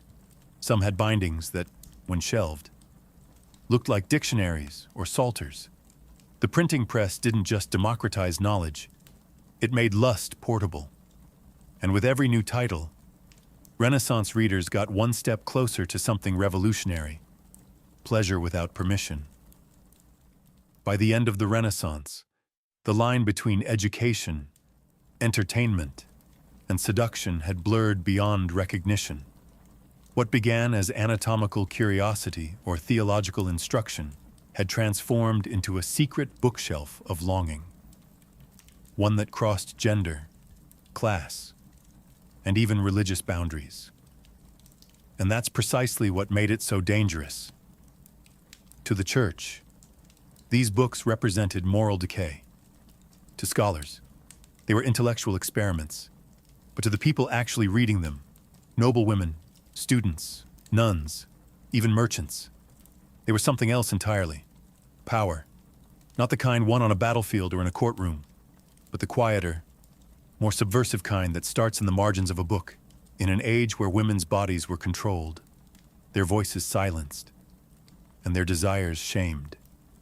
These books offered an alternative script, a place where love wasn't always arranged, where pleasure could be named, and where curiosity didn't have to be confessed in Latin. Whether it was a love spell hidden in a herb manual, a censored sonnet copied by hand, or a banned poem read by candlelight, each was a rebellion in disguise. And let's not forget the men. For all the public bravado and church-sponsored guilt, they were buying these books too. Philosophers who debated virtue by day might go home and read The Golden Ass with a glass of wine. Priests who condemned lust from the pulpit sometimes kept a copy of Ovid tucked beneath their cassocks. Human nature, after all, has always been good at compartmentalizing. The forbidden bookshelf wasn't just a Renaissance quirk. It was a reflection of a world wrestling with change. The printing press had opened Pandora's box. Literacy was spreading. Ideas were getting harder to control.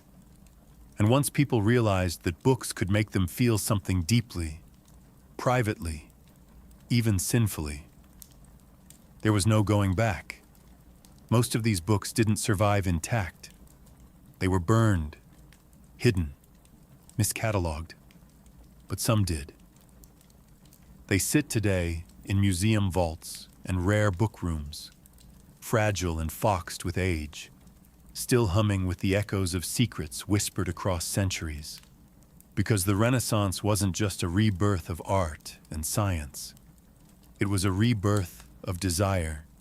And in between the sermons and sculptures, the forbidden books tell us everything the marble couldn't.